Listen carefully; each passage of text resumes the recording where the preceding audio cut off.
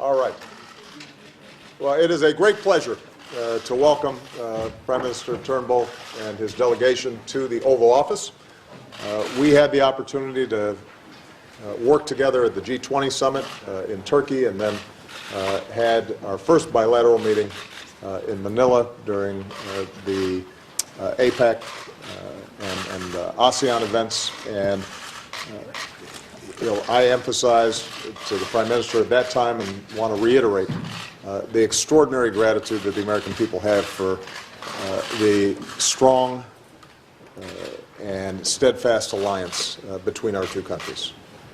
I've said before that the friendship between the United States and Australia is not only based on common economic and geopolitical interests, but it's also based on an extraordinary affinity and shared values.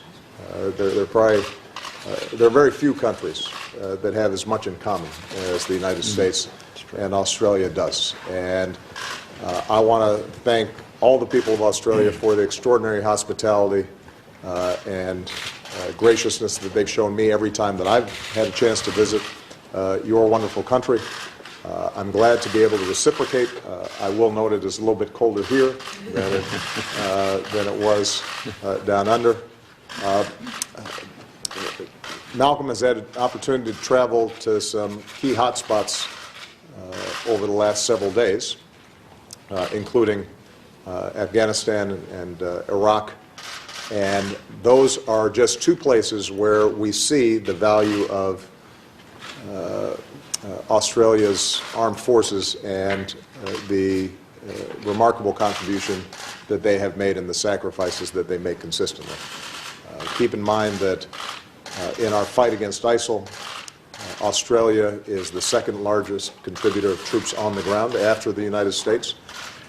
They have been a consistent and extraordinarily effective member of the coalition that has helped to deliver an opportunity for the Afghan people to govern themselves and to build up their security forces.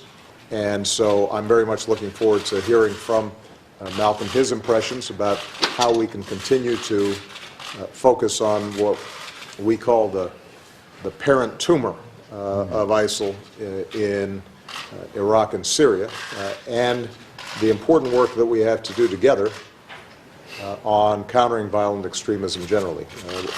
We note the recent attack in Jakarta that appears to have been ISIL-inspired, and it's a reminder that Southeast Asia has generally done a very effective job fighting against extremism, but it is an area that we have to pay attention to and watch. And obviously, Australia has been impacted in the past by such terrorist attacks.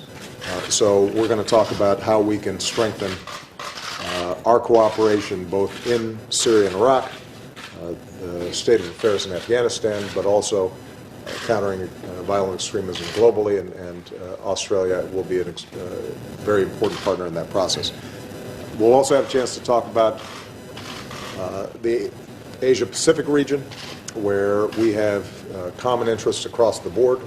Our rebalance has been effective in part because we have such strong treaty alliances, and Australia is one of those critical alliances, and our Marines in Australia, the joint exercises that we do, the work that we do to affirm an international order and rules of the road with respect to issues like maritime law, all are critical for the continued expansion of commerce and the sustained peaceful conditions that allow our economies to thrive.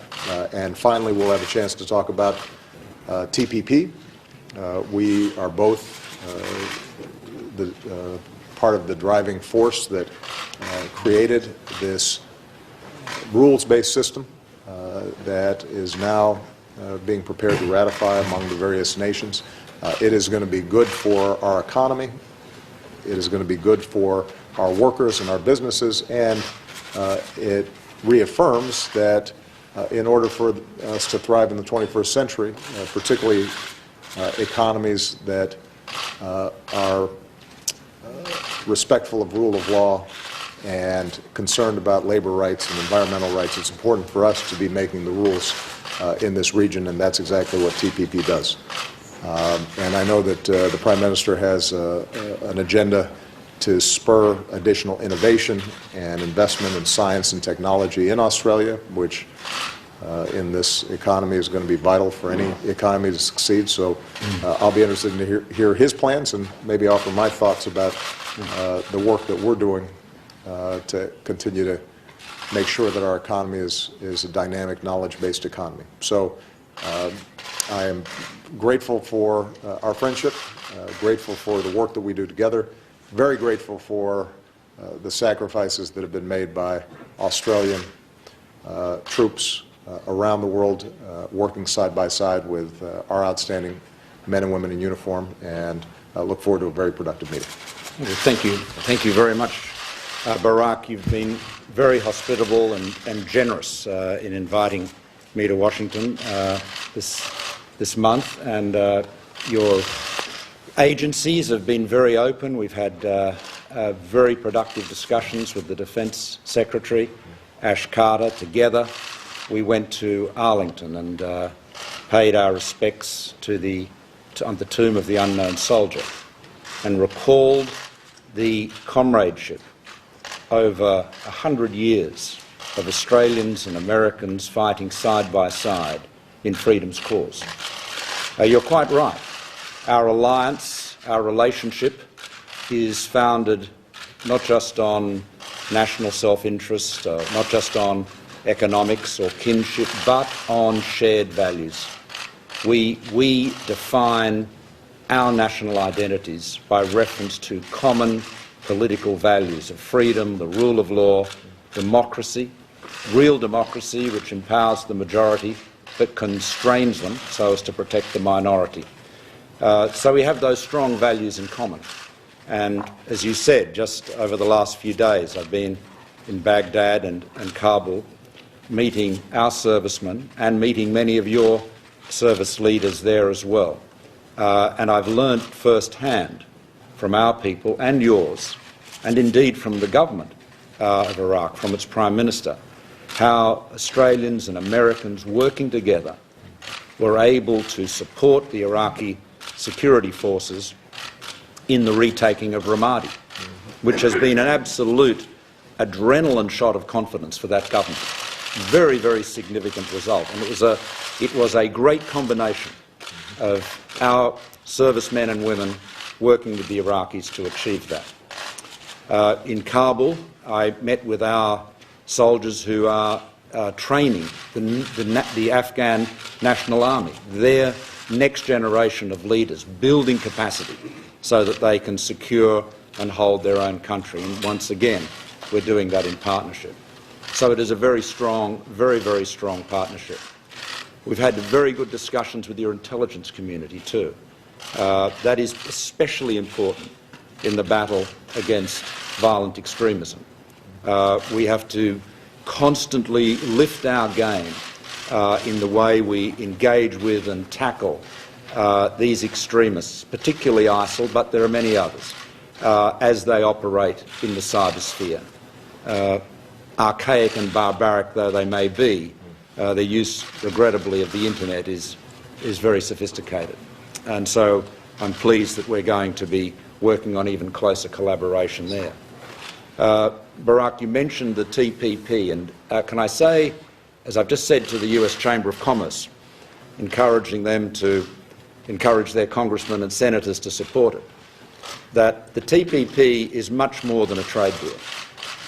The prosperity of the world, the security of the world, has been founded on the peace and order in the Asia-Pacific, which has been delivered, underwritten by the United States and its allies, including Australia.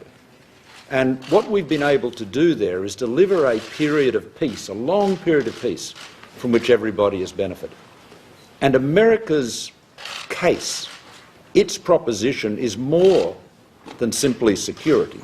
It is standing up for, as you said, the rules-based international order, an order where might is not right, where the law must prevail, where there is real transparency, where people can invest with confidence. And the TPP is lifting those standards. And so it is much more than a trade deal. And I think when people try to analyse it in terms of what it adds to this amount of GDP or that, then that's important. But the critical thing is the way it promotes the continued integration of those economies, because that is as important an element in our security, in the maintenance of the values which both our countries share, as all of our other efforts, whether they are in defence or whether they are in traditional diplomacy. So, right across the board, Mr. President, we have so much in common. Can I congratulate you finally on the completion of the arrangements with Iran over their nuclear program. That was a formidable effort, a great example of leadership on the part of the United States, and I think there is, in that very difficult part of the world, which we will discuss shortly in much more detail, that is going to be an important step forward in ensuring the stability of that region. So we have a lot to discuss. I thank you very much for your hospitality, for your generosity, and the way in which, typical of the relations between Australians and Americans, we have been able to speak candidly at all levels of your government in a common cause, because the values we share are the values not just for these times, but for all time. Thank you very much. Thank you very much. Thank you, Mr. President, Thank you, everybody. any comment on immigration case? Thank you, everybody. Thank you so much. Thanks, everybody. Thank you, everybody. Thank you, guys.